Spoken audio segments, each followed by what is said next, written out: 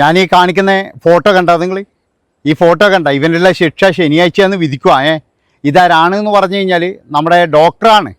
അതായത് വന്ദനാദാസ് എന്ന് പറയുന്ന ഒരു ഡോക്ടറെ കൊലപ്പെടുത്തിയ ഒരു പ്രതിയാണ്. ഒരുപാട് കുത്തുകളാണ് ആ കുട്ടിക്ക് കുത്തിയത്. അന്ന് അവിടെ ഉണ്ടായിരുന്ന എല്ലാവരും പേടിച്ച് ഭയന്ന് ഓടുകയും ചെയ്തത്. അതായത് ഇവനാണെങ്കിലും എന്ന് പറഞ്ഞാൽ ഭ്രാന്തമായ ആവേശത്തിൽ എന്ന് പറഞ്ഞാൽ കുത്തുകയും ചെയ്തത്. അപ്പോൾ ഇവനെ പിടികൂടിയപ്പോഴുള്ളൊരു ദൃശ്യമാണത്. അതാണ് നിങ്ങൾ നോക്കേണ്ടത്. ആ പിടികൂടിയപ്പോഴുള്ള ദൃശ്യവും ഇപ്പോഴവൻ്റെ ദൃശ്യം നിങ്ങൾ നോക്കിയട്ടെ. ആ ഫോട്ടോ നിങ്ങൾ നോക്കി. എന്ത് സുന്ദര കുട്ടപ്പനാണ്. അവൻ്റെ ആ ചിരി കണ്ടാ നിങ്ങൾ? ആ ചിരി എന്ന് പറഞ്ഞാൽ എന്താ നിങ്ങൾക്കറിയാം? പോടാ പുളിക്കലാ നമ്മളാ. അതായത് എനിക്കൊരു ചുക്കും സംഭവിക്കില്ലടാ. എന്നിട്ട് ഇവൻ രക്ഷപ്പെടാൻ വേണ്ടിയിട്ട് എന്ന് പറഞ്ഞു കഴിഞ്ഞാൽ പല അടവുകളും പ്രയോഗിച്ചു. അതായത് ഇവൻ ഭ്രാന്തനാണെന്ന് മുദ്ര കുത്താൻ വേണ്ടിയിട്ട്, ഇവനെ തന്നെ മുദ്ര കുത്താൻ വേണ്ടി ഇവൻ പല അടവുകളും പ്രയോഗിച്ചു. പക്ഷേ അതൊക്കെ എന്ന് പറഞ്ഞു കഴിഞ്ഞാൽ ഡോക്ടർമാർ, മിടുക്കരായ ഡോക്ടർമാർ നേതൃത്വത്തിൽ അവരൊക്കെ കൂടിയിട്ട് എന്ന് പറഞ്ഞാൽ അതൊക്കെ ആ ശ്രമങ്ങളൊക്കെ വിപുലമാക്കി. കാരണം ശിക്ഷയെന്ന് ഒഴിയാൻ വേണ്ടിയിട്ട്. ആലോചിക്കണം, ഒരു പാവപ്പെട്ട ഒരു കുടുംബത്തിൻ്റെ പ്രതീക്ഷകൾ മുഴുവൻ, അതുപോലെ തന്നെ എന്ന് പറഞ്ഞാൽ നമ്മളൊക്കെ എല്ലാം രോഗം വന്നു കഴിഞ്ഞാൽ ചികിത്സിക്കേണ്ട ഒരു നല്ലൊരു ഡോക്ടർ, ആത്മാർത്ഥതയോടുകൂടി പണിയെടുക്കുന്ന ഒരു ഡോക്ടർ, ആ ഡോക്ടറെ കൊലപ്പെടുത്തിയവൻ പിന്നീട് എന്ന് പറഞ്ഞാൽ അവൻ രക്ഷപ്പെടാൻ വേണ്ടിയിട്ട് അവൻ കാണിച്ചു കൂട്ടിയ ചില കാര്യങ്ങളാണ്. അപ്പോൾ എനിക്ക് പറയാനുള്ളത് എന്താണെന്ന് വെച്ച് കഴിഞ്ഞാൽ ഇത് തന്നെയാണ് നമ്മുടെ ശാപെന്നേ ഞാൻ പറയുള്ളൂ. നിങ്ങൾ കാണുന്നില്ലേ, അവൻ്റെ കോലം കാണുന്നില്ലേ? അതായത് ഒരു ജയിലിൽ നിന്ന് വരുന്ന ഒരുത്തനാണ്. അവൻ്റെ ആ കോലവും അവൻ്റെ ആ മുഖവും അവൻ്റെ ആ സന്തോഷവും അവൻ്റെ ആ കുറിയും ഇതൊക്കെ കണ്ടു കഴിഞ്ഞാൽ അവന് പശ്ചാത്താപമല്ല തോന്നുന്നത്. അവന് പശ്ചാത്താപമല്ല. അവൻ ഇറങ്ങിക്കഴിഞ്ഞാൽ ഇനിയിപ്പോഴും അവനറിയാം ഇത് വല്ല ഇതൊന്നുമില്ല. കുറച്ച് കഴിഞ്ഞാൽ അവൻ ഇറങ്ങിക്കഴിഞ്ഞാൽ ഇനി എന്താ ചെയ്യാന്ന് പറയാൻ പറ്റൂല. അപ്പം ഞാൻ പറഞ്ഞു വരുന്നത് എന്താണെന്ന് വെച്ച് കഴിഞ്ഞാൽ ഇതാണ് പല കേസുകളിലെ പ്രതികളുടെ ഒരു അവസ്ഥയായിരുന്നു. ഇവരൊക്കെ എന്ന് പറഞ്ഞു കഴിഞ്ഞാൽ അങ്ങോട്ട് പോകുമ്പോൾ വളരെയധികം ശോഷിച്ചിട്ട് ഇങ്ങോട്ട് വരുമ്പോഴെന്ന് പറഞ്ഞാൽ നല്ല കുട്ടപ്പനായിട്ടാണ് വരുന്നത്. എന്താ കാരണം എന്നറിയാം?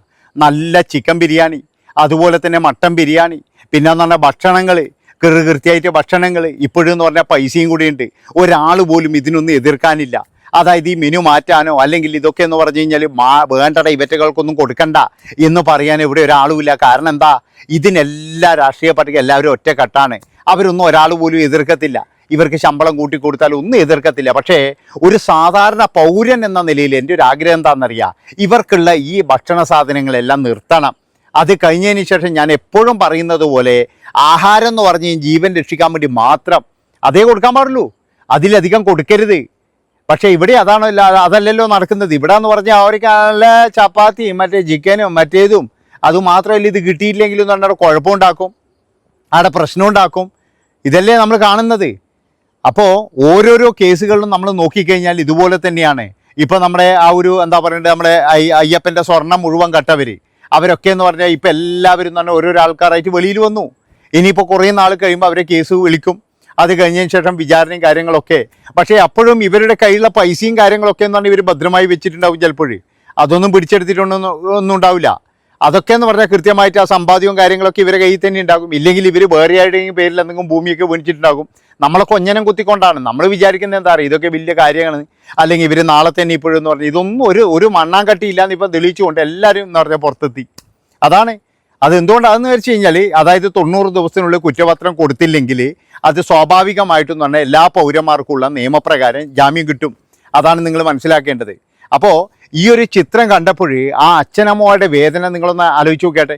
ഇന്നലെ ഇപ്പോഴും ആ അച്ഛനമ്മമാർ ഇവനെ കണ്ടപ്പോൾ കോടതിയിൽ നിന്ന് പിന്നെ അവിടുന്ന് പൊട്ടിക്കരയുന്നത് കണ്ടു. അതായത് അവരുടെ ആ ഒരു അവസ്ഥ നിങ്ങളൊന്ന് ആലോചിച്ച് നോക്ക്. ഒറ്റൊരു മകളാണ്, അതിനെ ഡോക്ടറാക്കാൻ വേണ്ടിയിട്ട് കഷ്ടപ്പെട്ട് പഠിപ്പിച്ച് അത് ഡോക്ടറായിട്ട് നല്ല രീതിയിൽ ഒരു ഡോക്ടറായിട്ട് വരണം എന്നുള്ള തരത്തിൽ അവർ ആ ഒരു സ്വപ്നങ്ങളൊക്കെ കണ്ടുകൊണ്ടിരിക്കുമ്പോൾ ആ ഒരു പിന്നെ യുവതി കൊല്ലപ്പെട്ടത് നമ്മളെല്ലാവരും കണ്ടതാണ്. പ്രത്യേകിച്ച് എന്ന് പറഞ്ഞാൽ സർക്കാർ ആശുപത്രി എന്ന് പറഞ്ഞു കഴിഞ്ഞാൽ അന്നത്തെ സുരക്ഷാ കാര്യങ്ങളും ഇതൊക്കെ ഉണ്ടായിരുന്നു.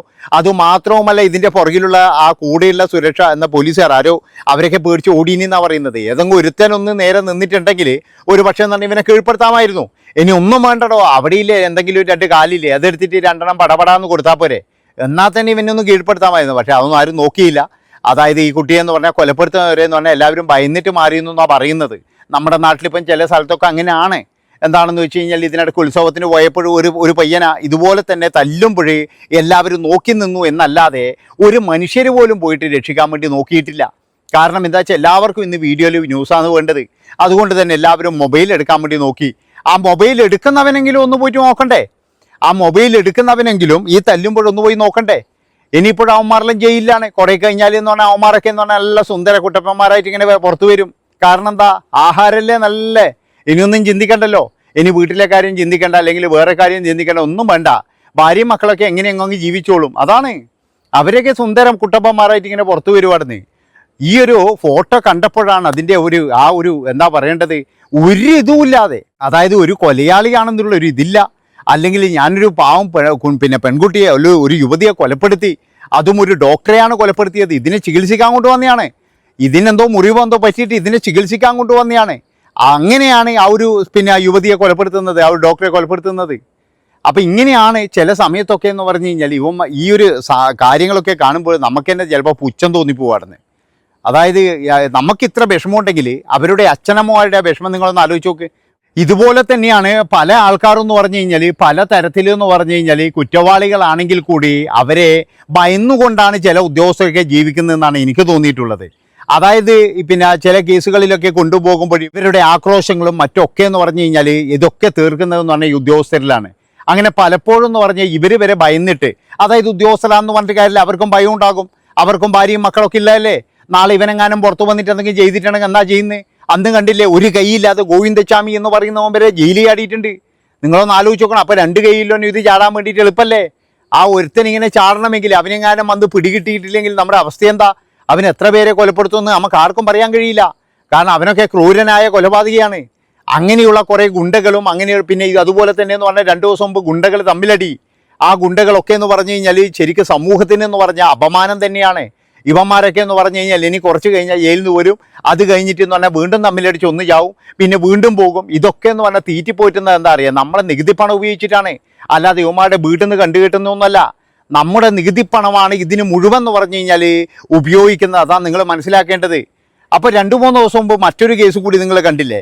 അതായത് ഒരു വൃദ്ധൻ 65 വയസ്സുള്ള ഒരുത്തൻ ഒരു യുവതിയെ, അതായത് ഭർത്താവില്ലാത്ത ഒരു യുവതിയും 2 മക്കളും അയൽവക്കത്ത് താമസിക്കുന്നുണ്ട്. ഈ 65-കാരൻ എന്ന് പറഞ്ഞു കഴിഞ്ഞാൽ പണ്ടേയുള്ള കുടിപ്പകയാണ്. അതുമാത്രമല്ല അവനാണെങ്കിൽ ഭയങ്കര രോഗമാണ്. ഈ സ്ത്രീ ആരുടെ കൂടെയാണ് അല്ലെങ്കിൽ മറ്റവരുടെ കൂടെയാണെന്ന് പറഞ്ഞു വരുത്തുകയാണ് ഇവൻ്റെ അസുഖം.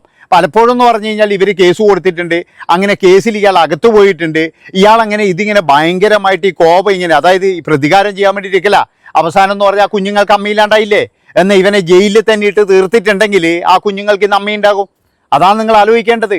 അങ്ങനെ പലതരത്തിലെന്ന് പറഞ്ഞു കഴിഞ്ഞാൽ ജയിലിൽ പോയിട്ട് വന്നവർ വീണ്ടും വന്ന് പ്രതികാരം ചെയ്യുന്ന ചെന്താമരയെ പോലെയുള്ള അല്ലെങ്കിൽ മറ്റുള്ളവരെ പോലെയുള്ള ഇവറ്റകളെ ഒന്നും ഒരിക്കലും തുറന്നു വിടരുത് എന്നാണ് എൻ്റെ ഒരു അപേക്ഷയായിരുന്നു. തുറന്നു വിട്ട് കഴിഞ്ഞാൽ ഇവന്മാർ വീണ്ടും ഇതുപോലെ എന്തെങ്കിലും ചെയ്യും. ആ ചെയ്ത് കഴിയുമ്പോൾ ഏതെങ്കിലും നിരപരാധികൾ എല്ലാവർക്കും എന്ന് പറഞ്ഞാൽ ചെറുത്ത് നിൽക്കാൻ കഴിയില്ല. അതാണ് ഒരിക്കൽ ജയിലിൽ പോയാൽ ഇത്രയേ ഉള്ളൂ എന്നാണ് അവനൊക്കെ കരുതുന്നതെന്നാണ് എനിക്ക് തോന്നുന്നത്. അല്ലെങ്കിൽ എന്തെങ്കിലും ഒരു ഭയം വേണ്ടേ? നമ്മളിപ്പോഴെന്ന് പറഞ്ഞു കഴിഞ്ഞാൽ എവിടെയെങ്കിലും പോയിട്ട് ഒരുത്തനെ എന്തെങ്കിലും ചെയ്യുമ്പോഴേക്ക് അയ്യോ പോലീസ്, പോലീസ് നമ്മളെ നിയമം, അതിനെയൊക്കെ എന്ന് പറഞ്ഞാൽ നമുക്ക് നല്ല ഭയമുണ്ടാകും. ചിലപ്പോൾ അകത്തു പോകേണ്ടി വരും, അല്ലെ അകത്തു പോയി കഴിഞ്ഞാൽ എന്തായിരിക്കും സ്ഥിതി എന്നുള്ള ഭയമുണ്ടാകും. ഇവന്മാരെ സംബന്ധിച്ച് കുറേ ആൾക്കാരെ സംബന്ധിച്ച് എന്ന് പറഞ്ഞാൽ ഇങ്ങനെ ഒരു ഭയമേ ഇല്ല. അവർക്കെന്ന് പറയുന്നത് എന്തോ ഒരു സുഖവാസ കേന്ദ്രത്തിൽ അല്ല സുന്ദര കുട്ടപ്പനായിട്ട് വരിക. ഇനിയിപ്പോഴെന്ന് പറഞ്ഞാൽ നമുക്ക് ശനിയാഴ്ച കാണാം ഇനി അവനെന്താ ശിക്ഷ വിധിക്കുന്നതെന്ന്. എന്നാലും അവനൊരു കൂസലും ഇല്ല. അതാണ്. നന്ദി, നമസ്കാരം.